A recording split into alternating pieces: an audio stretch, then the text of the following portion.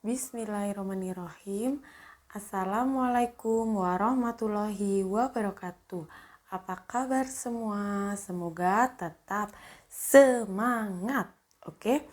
Di video kali ini saya akan melanjutkan materi yang kemarin yang masih berkaitan dengan evaluasi pembelajaran, yaitu analisis butir soal bagian kedua. Kalau bagian pertamanya atau bagian ke-1 itu ada di video sebelumnya, bisa cek di channel saya. Sebelum saya lanjutkan, jangan lupa klik subscribe, like, share, dan komen ya, demi perbaikan video-video saya selanjutnya. Oke, di video sebelumnya itu analisis butir soal yang sudah saya bahas, yaitu analisis butir soal dengan teori tes klasik dengan atau tingkat kesukaran. Ya, teori tes klasik tingkat kesukaran. Nah, di video ini akan saya bahas tentang daya pembeda. Kemudian nanti sedikit saya kupas tentang efektivitas distraktor. Nah, apa itu daya pembeda? Daya pembeda adalah kemampuan soal atau item atau butir dalam membedakan siswa yang pandai dan kurang pandai. Jadi misalnya dalam suatu kelompok di kelas itu, ketika soal itu mempunyai daya pembeda yang baik, soal itu akan mampu membedakan mana sih siswa yang pandai dan kurang pandai, yang bisa menjawab soal ini sama yang tidak bisa menjawab soal ini, seperti itu. Nah, daya pembeda itu dapat dianalisis dengan dua cara. Yang pertama adalah indeks diskriminasi dan yang kedua poin biserial. Nah, indeks diskriminasi rumusnya adalah D sama dengan PA min PB.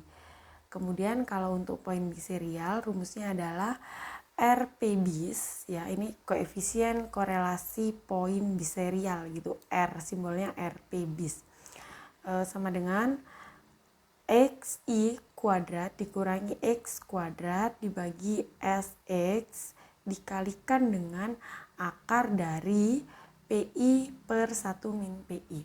Nah, ini apa sih indeks diskriminasi itu, kok ada D, PA, PB itu apa, poin biserial juga. Nah, ini penjelasannya.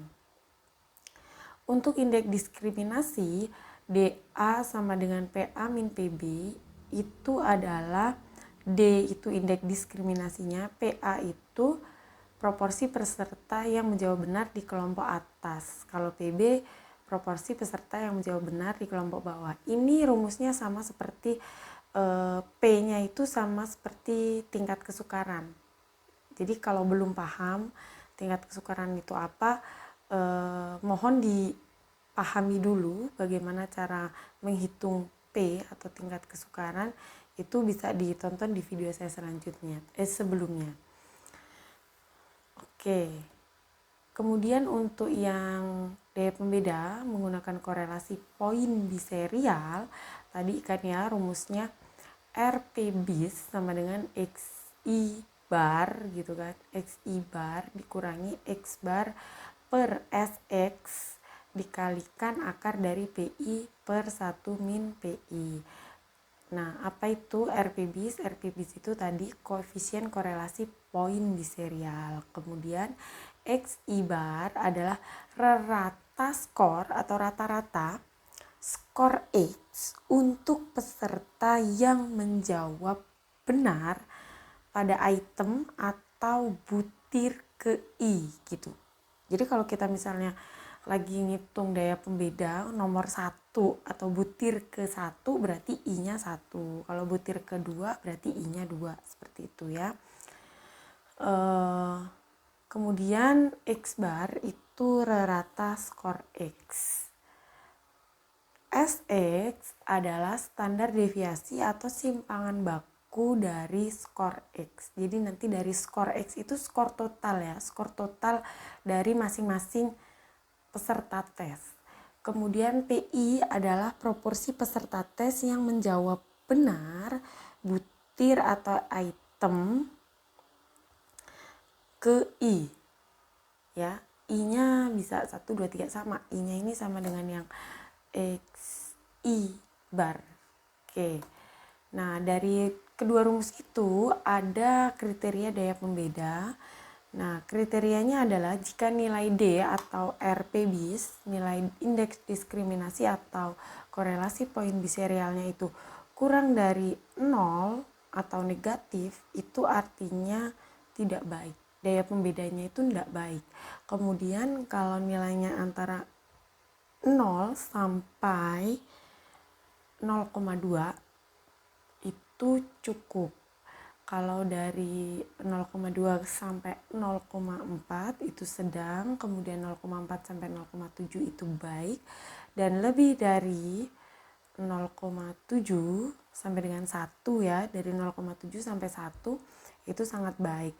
Jadi sama halnya dengan tingkat kesukaran, daya pembeda itu maksimal 1.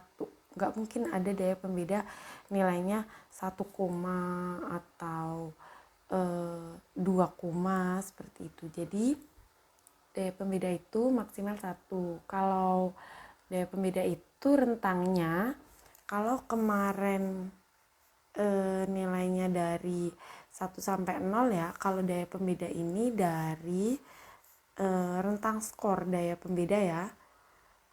Saya tuliskan rentang nilainya itu negatif 1 sampai dengan 1. Jadi tidak mungkin ada daya pembeda yang nilainya negatif 2 seperti itu, atau 1, jadi dari negatif 1 sampai, kalau saya buat garis bilangan itu dari sini negatif 1 sampai 1, di sini 0 ya, di sini ada 0. Oke, untuk lebih jelasnya saya akan memberikan contoh langsung praktek kita menghitungnya lewat Excel ya. Oke, ini dia Excelnya. Nah, di sini saya sudah siapkan 2 sheet ya, 2 sheet. Ada untuk indeks diskriminasi, rumus indeks diskriminasi, dan poin biserial. Nah, kita ke indeks diskriminasi dulu yang paling mudah ya. Oke, misal di sini nomor, kemudian ID siswa, terus maunya soalnya berapa. Misal kita buat butirnya ya, B1 sampai, oke lah 5 aja ya. Nih.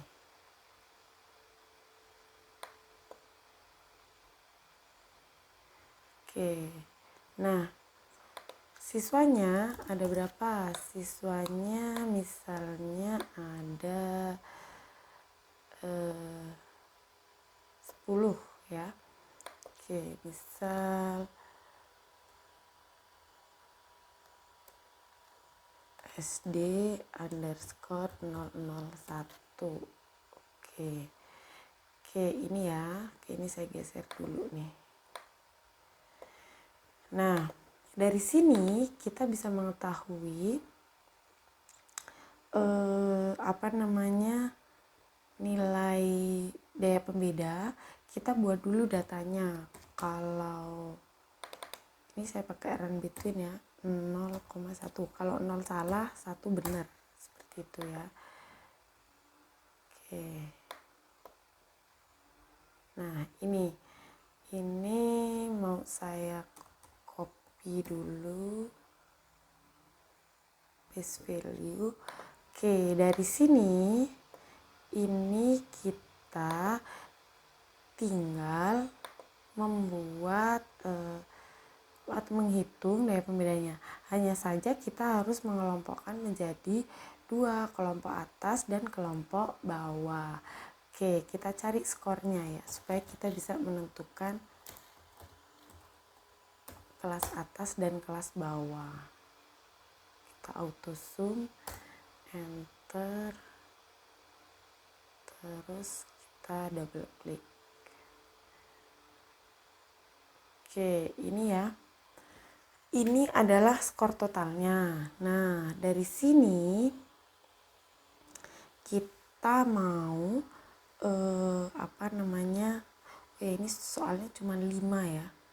Kayaknya terlalu sedikit, nggak masalah lah ya. Nah, dari ini langsung kita sort, diurutkan ya. Kita sort by large to small. Jadi dari yang tertinggi sampai terendah. Oke, expand the selection. Oke, jadi ngikut. Yang tertinggi adalah siswa kelas siswa dengan ID 3. Ini urutannya ikut berantakan ya, saya rapikan lagi.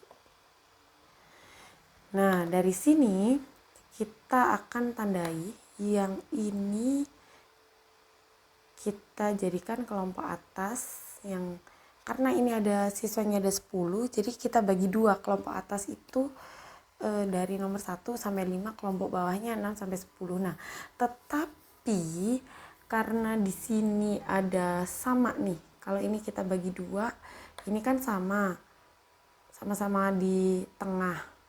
Nah, ini boleh di delete. Jadi kita pakai yang 40%-nya. 40% atas dan 40% bawah. Seperti itu. Ya.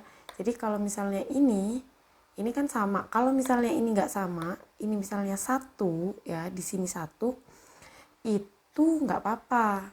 Kita kelompok atas 5, kelompok bawah 5 gitu. Tapi karena ini sama ya.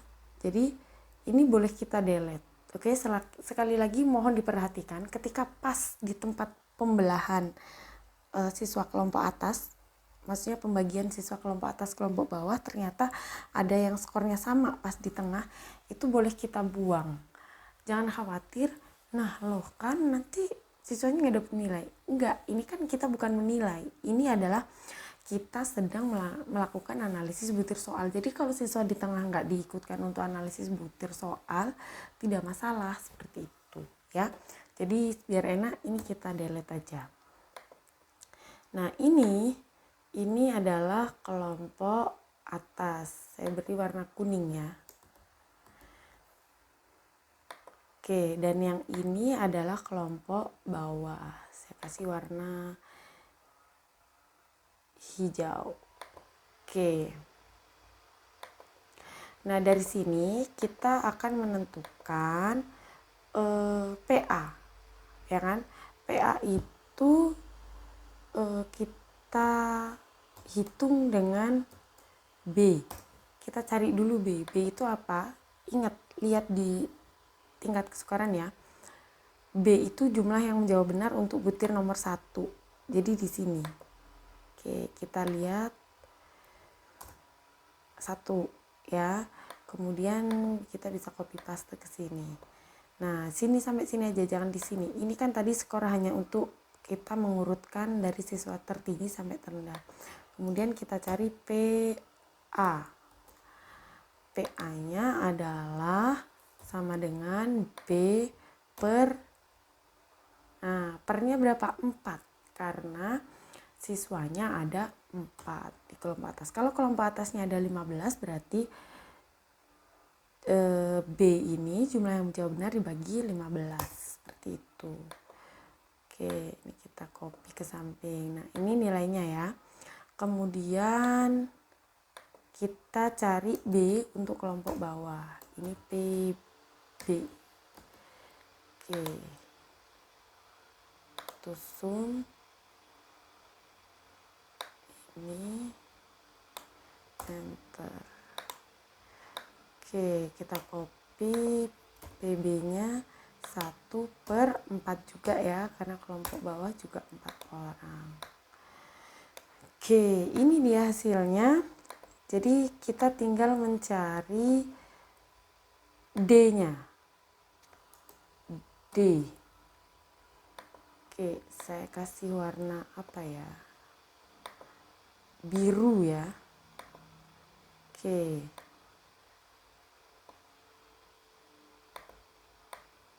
D nih ya, rumusnya ini ya. PA min PB artinya sama dengan ini dikurangi PA dikurangi PB ya. Oke, ini dia nilainya. Nah, kriterianya tadi kalau dari 0 sampai kurang dari 0 itu tidak baik gitu kan ya. Nah, ini kita bisa pakai rumus if kalau banyak ya. Nah, karena ini kriteria, karena ini cuma sedikit lah ya, jadi saya langsung aja kalau ini tidak baik ya. Kalau yang 0,5 ini sedang ya SD. Kalau ini sangat baik, ini tidak baik, dan ini sedang. Nah ya, ini saya tulis manual aja, nggak pakai rumus if karena cuma sedikit. Tapi nanti kalau yang banyak bisa pakai rumus if ya. Oke, itu untuk daya pembeda dengan menggunakan rumus indeks diskriminasi. Nah, sekarang untuk yang poin biserial. Nah, poin biserial ini dia sedikit rumit ya, karena kita harus mencari per butir dengan rumus yang lumayan kompleks. Oke, ini saya geser dulu. Saya taruh di sini lah. Oke, kita buat ya. Nomor ID siswa, butirnya kita sama ya, buat 5 aja.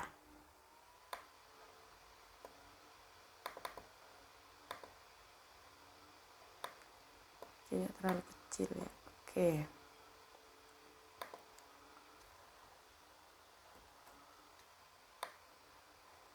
Nah, di sini tadi kita samain ya. Misal siswanya 10.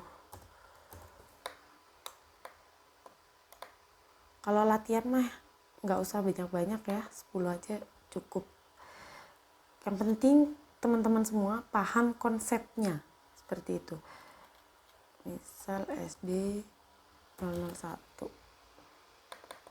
Oke, kemudian ini kita buat datanya dulu, rank between 0,1.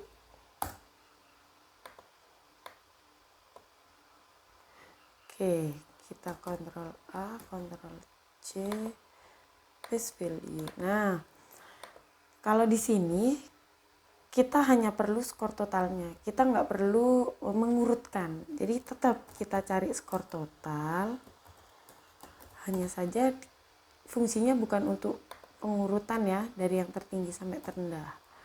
Oke, ini skor total. Nah, dari rumus ini kita harus mencari XI bar, rata skor X untuk peserta tes yang menjawab item benar. Artinya gini, ini saya tulis XI yang jawab benar untuk nomor 1 itu kan ini, saya tandai ya, ini sampai sini. Nah, ini kan benar. Artinya skor-skor dari orang-orang ini yang saya kasih biru, ini kita cari rata-ratanya. Berarti sama dengan average ya. Rata-rata dari ini sama ini. Oke, berapa nih? 1, 2, 3, 4, 5, 6, 7. Ada 7 orang kan yang menjawab benar untuk poin untuk item nomor 1. Oke, kita enter. 3 ya rata-ratanya. Oke, kemudian kita cari X bar. Nah, kalau X bar ini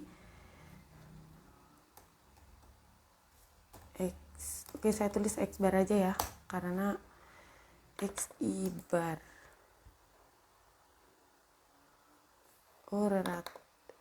Ini XI bar ya, karena daripada susah lama nyari simbol X bar, saya tulis barnya gini aja. Nah, ini adalah rata-rata dari skor semuanya ini gitu. Jadi di sini sama dengan average ini, tutup kurung, enter. Oke, rata-ratanya ini. Kemudian apalagi SX. Nah, SX ini simpangan baku. Simpangan baku itu atau standar deviasi. Kalau di Excel itu udah ada rumusnya STDEV. Nah, ada P, ada S. Kita pakai yang S, based on a sample ya. Estimate standard deviation based on a sample ya. Intinya standar deviasi yang sampel. Jadi nanti dilihat keterangannya di sini ya. Keterangan di sini harus estimate standar deviation based on a sample. Oke, dari nilai-nilai ini ya. Dari skor ini. Ini standar deviasinya. Kemudian kita cari PI. Nah, PI tadi sama konsepnya kayak tingkat kesukaran. Proporsi peserta tes yang menjawab benar butir item ke I. Nah, berarti PI-nya adalah ini, jumlah dari ini dibagi 10. Ya kan? Artinya ini adalah tingkat kesukaran soal nomor 1. Ya, sama dengan sum buka kurung ini kan. Berapa orang sih yang jawab benar dibagi 10. Oke, 0,7 ya PI-nya. Nah, dari sini kita cari 1 min PI. 1 min PI. Berarti sama dengan 1 dikurang ini. Oke, ini sudah selesai. Maksudnya sudah tinggal kita substitusi ke rumus ini. RP bis sama dengan buka kurung lagi ya, XI bar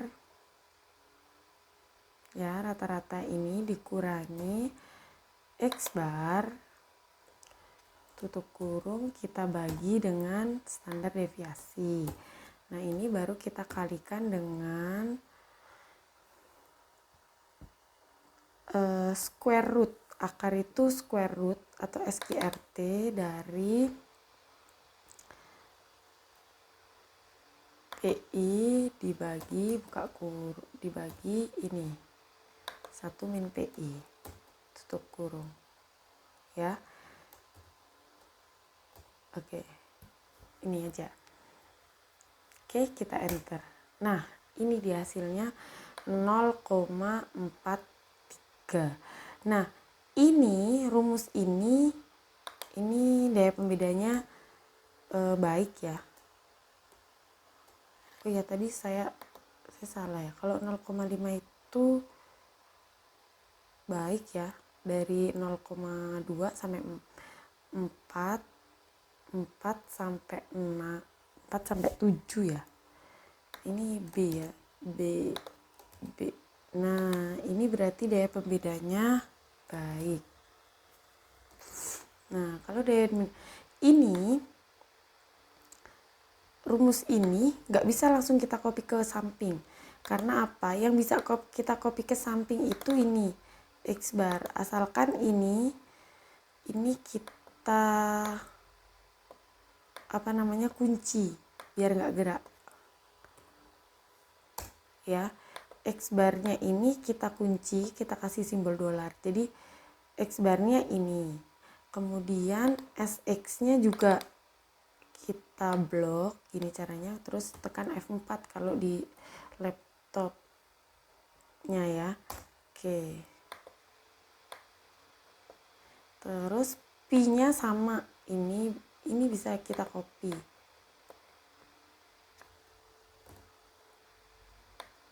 Nah, yang nggak bisa di copy itu yang ini, X bar, XI bar. Kenapa? Karena kita lihat satu-satu. Oh, ini yang benar. Berarti kan skornya yang ini, ditambah skor ini, ditambah skor ini. Nah, dicari rata-ratanya, dibagi berapa orang itu. Jadi, rata-rata dari skor ini dengan ini untuk yang nomor 2. Jadi untuk bagian sini itu harus kita cek manual. Oke ya, kalau pakai rumus korelasi poin bisa real. Sebenarnya ada aplikasi yang kita dapat gunakan untuk analisis butir soal. Tapi ini saya berbagi supaya teman-teman bisa tahu sebenarnya gimana sih caranya, manualnya gitu. Pada saatnya nanti saya akan bagikan bagaimana analisis butir soal dengan aplikasi analisis butir soal seperti itu. Oke, ini bisa dilanjutkan, teman-teman bisa latihan di rumah masing-masing ya. Semoga bisa. Kalau ada yang kurang paham bisa ditanyakan di kolom komen ya. Saya ucapkan terima kasih. Sekian dari saya.